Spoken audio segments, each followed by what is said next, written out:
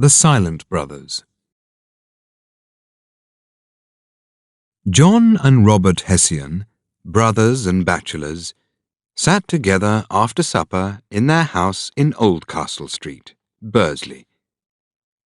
Both brothers were wearing black because of the death of their older sister 3 months ago. Maggie, the servant, came in to take the supper things off the table. "Leave the coffee, Maggie," said John, the elder brother. "Mr. Liversage is coming to visit." "Yes, Mr. John," said Maggie. "Slate, Maggie," said Robert. "Yes, Mr. Robert," said Maggie. The slate was on a table near the fire. Maggie gave it and its pencil to Robert.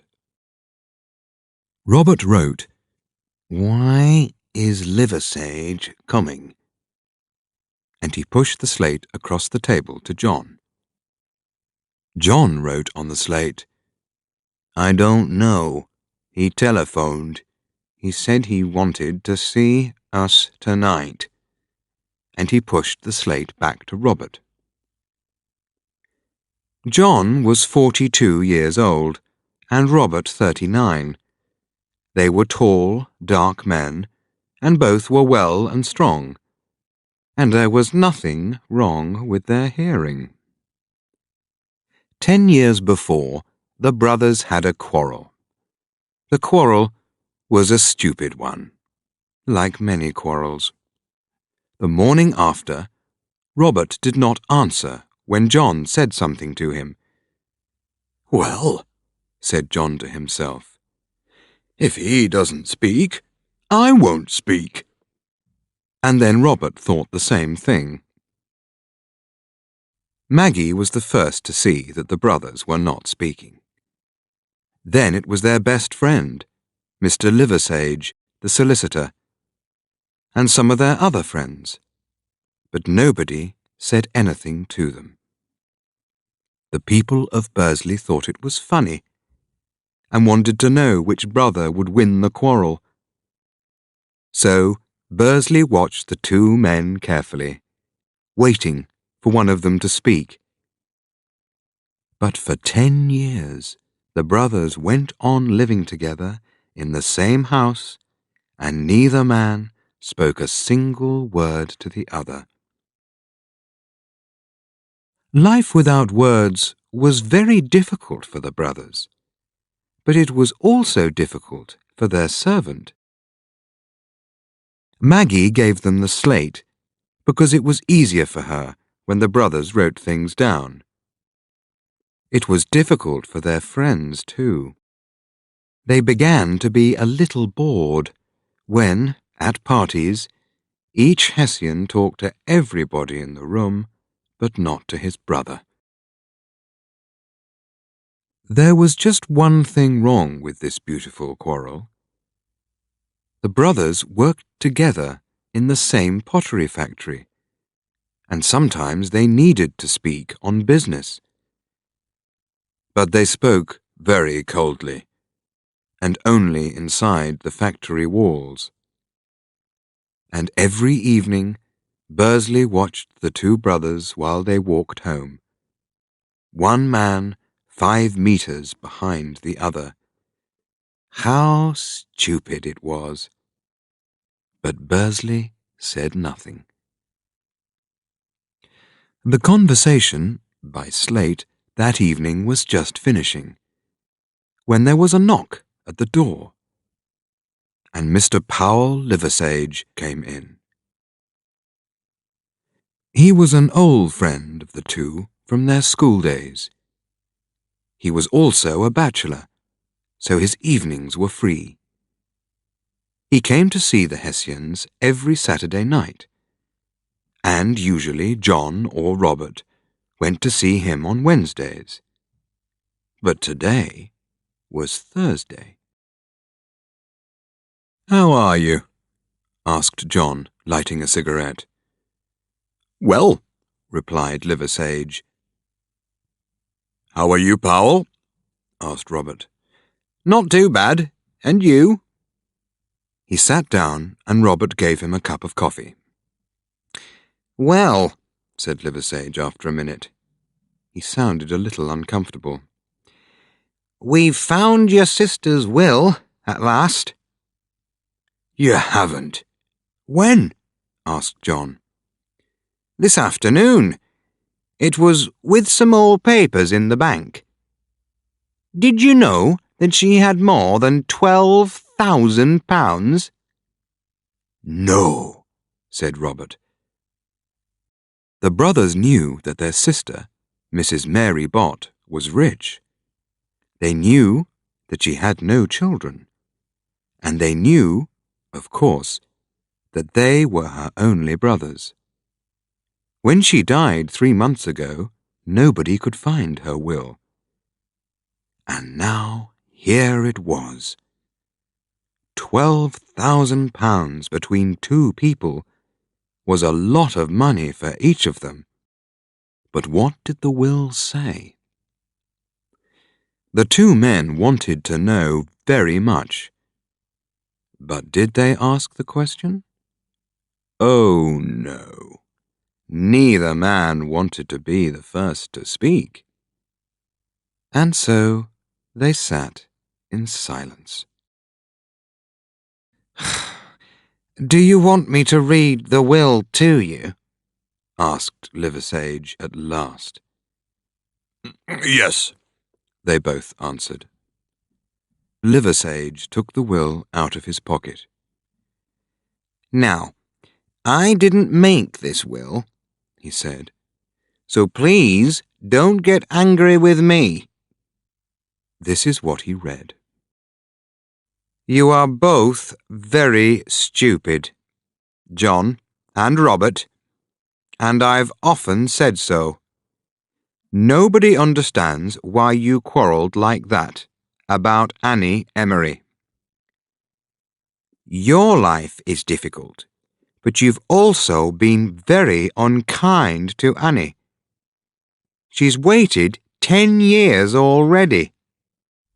So, John, if you marry Annie Emery, I shall give all my money to you. And Robert, if you marry her, I shall give it all to you. And you must be married in 12 months' time. And if neither of you marry her, then I give all my money to Miss Annie Emery, businesswoman of Duck Bank, Bursley. Mary Ann Bott, widow." "There, that's all," Liversage finished. "Let me see," said John. Liversage gave him the will, and he looked at it carefully. Robert walked round the table and looked at the paper in his brother's hand. All three men were silent for a few minutes. Each was afraid to speak, and even afraid to look at the others. "Well, I must go," said Liversage, standing up. "I say," said Robert, "you won't say anything about this to Annie, will you?" "I will say nothing," agreed Liversage. But it was wrong of him to say this, because Annie already knew. The two brothers sat and thought for a long time. 10 years before, when Annie was a woman of 23, without family, she started a business for herself, which was a bookshop. John was in love with her, but so was Robert. And the two men quarrelled. They said very unkind, very unbrotherly things, and they were both very angry.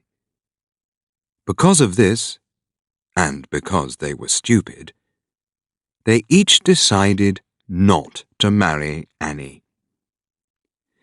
Each man wanted to show the other that he was the better, kinder, nicer brother. And so they did not speak for 10 years. And poor Annie Emery, who wanted to marry one of the two, but could not decide which, did not marry anyone. At 2 o'clock in the morning, John took a penny out of his pocket. "Who shall go first?" he asked. Robert felt very strange. His elder brother was speaking to him for the first time for 10 years. For a minute, he couldn't speak. John tossed the penny and put his hand over it. "Heads or tails?" he asked. "Tails," said Robert. But it was heads. On Friday evening, John knocked on the side door of Annie Emery's shop. While he stood there, he began to feel afraid. He still wanted to marry Annie, that was true. But how could he explain the last 10 years? He began to hope that Annie was not there. But the door opened, and there she was. "Mr. Hessian," she cried with a bright smile. "I was just walking down Duck Bank," he said, "and I thought—" She moved away from him quickly. "It's very sudden. I must think about it," she answered. How happy he was! Her answer would soon be yes, he was sure. "Will you be at church on Sunday?" she asked. "Yes." "If my answer is yes, I shall wear white flowers in my hat. I prefer to give you my answer like that, without words. And if I am not at church next week, I will be the week after." "I understand," he said. "And if I do see those flowers, perhaps I can come to tea?" "Yes. But you mustn't speak to me when I come out of church." He walked home down Oldcastle Street. He was a happy man, and he felt much younger than his 42 years. She was not at church on Sunday. Robert was away on business most of the week, and John was alone in the house. For many hours he sat at home, thinking about the next Sunday. Robert returned home on Friday. On Sunday morning, John was up early. He put on his new shirt, which came from the best shop in Hanbridge. Robert was also out of bed early, and he was wearing a new shirt and a new suit. They had a silent breakfast. "I'm going to church this morning, Maggie," said Robert, finishing his breakfast. "Where are my new shoes?" This was a surprise. Robert did not usually go to church. They walked to church, with John 50 meters in front of his brother. When he came into the church, Miss Emery was not there. The service was beginning when she walked in. "I'm coming to see Annie," replied John, also very angry. "So am I." "Well, you're too late," said John. "I've asked her to marry me, and she has said yes." "Don't be stupid," replied Robert. "She is marrying me." "When did you ask her?"